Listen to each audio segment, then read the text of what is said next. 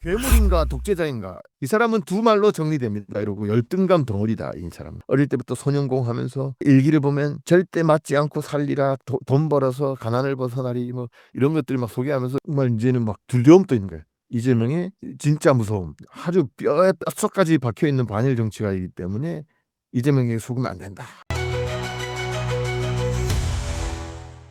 요번 대선을 보고 일본 사람들의 시각은 어떻는지 궁금합니다. 일단 와이프 반응은 어때요? 뭐 와이프는 너무 기뻐하죠. 표가 너무 의외로 적게 나왔다고. 아니 와이프는 근데 따지고 보면 사실상 한국 사람이잖아. 일본에서는 사실 비국민이라고 취급한, 옛날 우찌무라 간조가 교육치고에 절을 안 해가지고 비국민이란 말이 생겼잖아요. 국민도 아니다. 우리 둘째 딸이 이번에 공립중학교 입학하는데 입학식 때 거대한 이 짱기 걸어놓고는 기립 경례 이러면 다 또 옛날 우리 하던 거 있잖아요. 90도 절 이런 걸 해요. 이번에 또 기미가요 제창 하는데 혼자 기립 안 하고 또 앉아 있는 거야.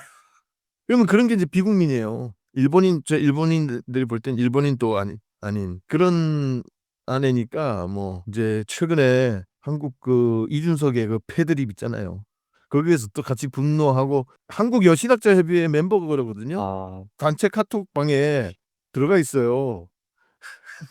이준석 그 패드립이 있자마자 한국 여신업 그 카톡방이 난리가 났대. 막 갑자기 막 분노의 글이 막 몇백 개가 이게 뭐야 이러고 이제 나한테 막 물어보더라고. 이준석이 이거 뭐냐 이러고.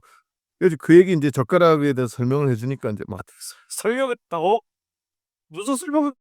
아니 설명 안 해도 한국말 다 알아요. 그러니까 완전 미친 이네 이러고 이제 아이고. 그래가지고 최근에 그 예전 윤석열이 후보 됐을 때 페북에 이제 여성가족부 폐지 이렇게 올리고는 이대남들이 열광하고 이런 것들을 다 지켜봐왔던 입장이에요. 그리고 그때 이제 이대남들이 한 70% 가까이 윤석열 지지하고, 반대로 20대 30대 여성들은 이제 이재명을 한 60% 이렇게 지지하고, 이렇게 하면서 젊은 남녀들이 분단된 상황, 이거에 대해 상당히 안타깝게 바라봐왔는데, 저도 그래서 그 주제를 그리스도 신문이라는 데다 한번 소개한 적이 있어요. 한국 젊은 남녀들이 지금 대립하고 정치적으로 지금 분열되고 있다.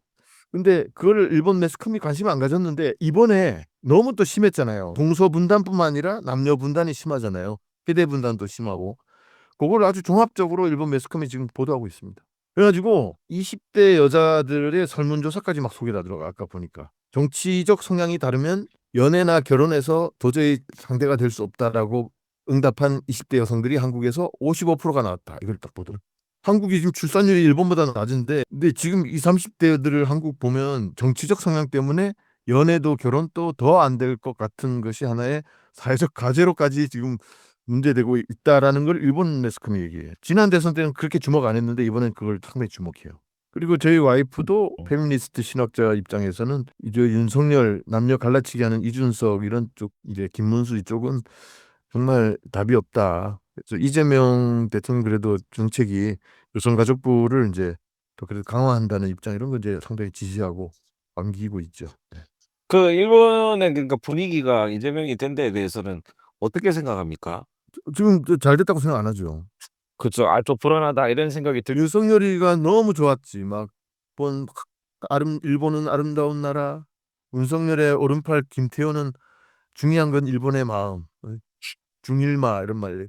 너무 뭐 사도강산 또 원래 일본 정부에선 포기했던 건데 하시라고.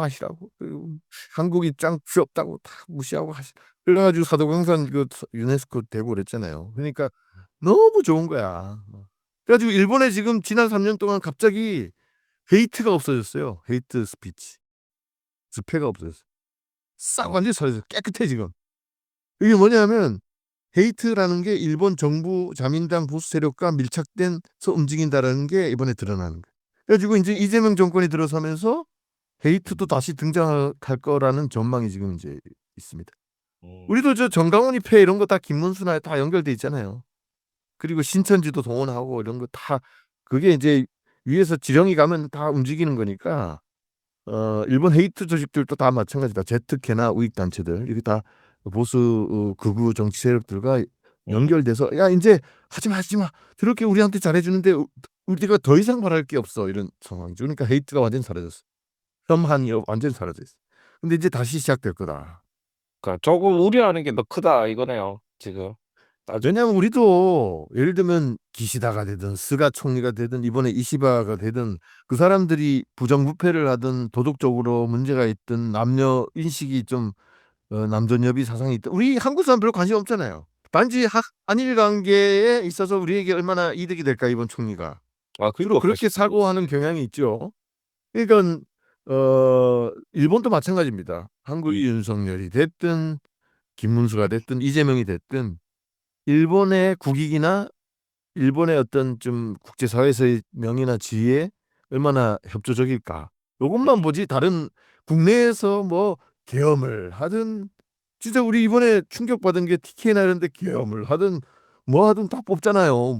그치. 거의 그거랑 비슷한 마인드야. 그거는 뭐 우리 한국 일본하고 관계없는 거지 뭐. 이유가 있어 했겠지 계엄.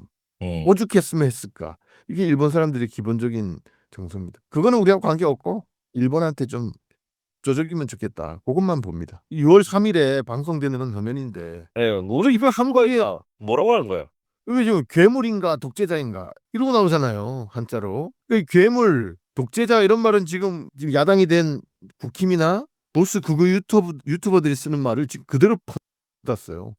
야 이게 뭐냐고. 그러니까 이러니까 연일 이런 말을 하니까 한국의 트럼프 뭐. 그리고 보세요. 열등감과 반발심. 이재명의 인격을 이 사람은 두 말로 정리됩니다. 이러고 열등감 덩어리다 이 사람. 반지하 방에서 뭐 이렇게 막 어릴 때부터 소년공 하면서 뭐 어릴 때 일기를 보면 절대 맞지 않고 살리라 돈 벌어서 가난을 벗어나리 뭐 이런 것들 막 소개하면서 이 사람이 아주 기생충 영화에 나오는 반지하 같은 이런 이미지 그런 거에 열등감에 쩌는 인간이다 이런 식으로 계속 반복 보도를 합니다. 그로 인해 형성된 반발심이 강하기 때문에 기득권 부자 너무 싫어하고 그래서 우리를 싫어하는 거다 이런 식으로 자꾸 스토리를 만들어가는 거예요. 논리를. 이 괴물이란 말을 막 이렇게 써요. 네, 놀랬다니까. 이거는 일본에서 그동안 없었거든요. 또 이거는 이제 뭐 한 유튜버들이 한국 대통령이 이제 이재명 유력한데 이제 뭐 아사히 신문 이제 지국장이나 서울에 있던 지국장이나 이거 아주 영국 대학 교수인데 조선족이거든.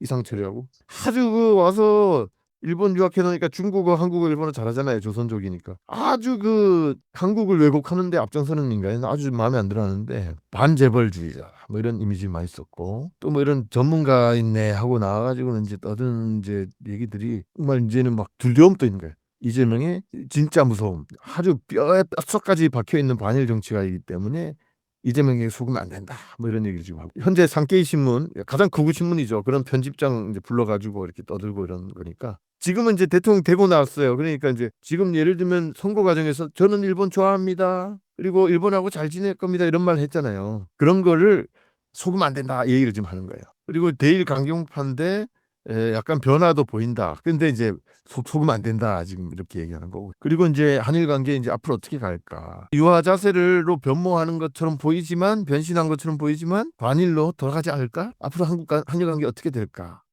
뭐 실리에 기대하는 데도 있다 그러던데. 그러니까 지금 그거에 대해서 지금 막 설왕설래 지금 말이 많아요. 지금까지 거의 3년간은 내가 막 일본 뉴스 보기가 싫을 정도로 한국에서의 그 이재명 악마화 그대로 그거보다 더 심한 악마화가 일본에서도 지난 대선부터 계속 진행되어 왔다 이렇게 보시면 되고 그래도 이제 뭔가 최근에 유화적 발언을 몇 개 했던 거를 민감하게 캐치해서 긴가민가 하는데 이제 막 이렇게 이게 속으면 안 된다 뭐 이런 얘기도 하고 이제 그러고 있죠. 다마사리는 이거는 이제 속지 마라 이런 말이. 일본 또 이시바 총리가 지지율이 거의 한 30%대로 많이 내려갔어요. 그래서 왜냐하면 트럼프하고 관세 협상 다른 나라들은 관세 세게 때려도 일본은 낮게 받아올 거라고 이렇게 의욕적으로 갔다가 완전히 개망신 당하고 오고 일본 도요다나 뭐 다 관세가 엄청 때려 맞았거든요. 그러니까 저거 허풍 떨고 가서는 이제 트럼프한테 완전 당했네 이러고 지금 트럼프에 대한 약간 멘붕인 상태고 이시바도 제대로 못하고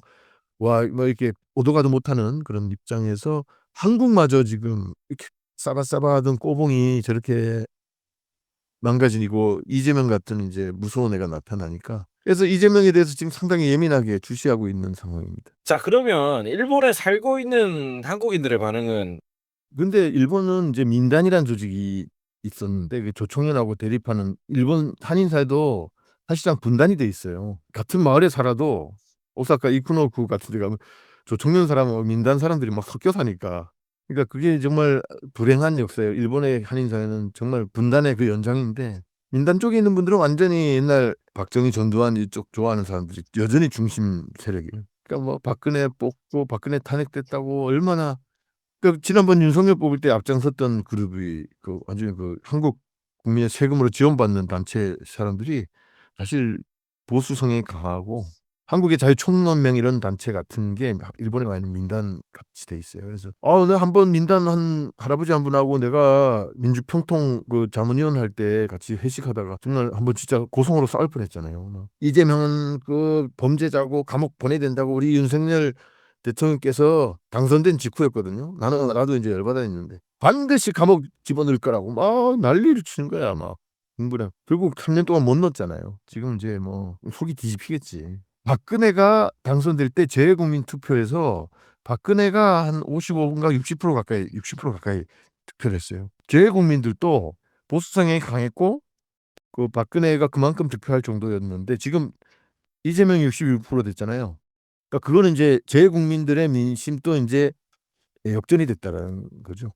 박근혜 탄핵, 이제 문재인, 윤석열 거치면서 이제 외국에서 이게 많이 그 조국에 대한 이제 객관적 시선 이런 것들이 이제 많이 생기고 외국에 있으면은 막 계엄 났을 때 주변 사람들이 막 약간 비웃듯이 응. 뭐 이 한국 이제 어떻게 되는 거예요? 막 이러고 이제 비꼬듯이 묻는 일들을 많이 당해요. 외국에 있으면. 그게 이제 다 스트레스거든.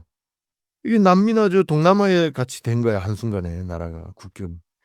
그거를 이제 외국에서 이제 겪어야 되니까 이제 그런 것들이 이제 많이 각성이 되고 집단적으로 이번 재외국민 66.4% 이재명 지지로 이렇게 이어지는 걸로 이렇게 역전되는 걸로 이어지지 않았나 하는 생각이 듭니다. 자, 여러분, 우리 구독과 좋아요 부탁드립니다.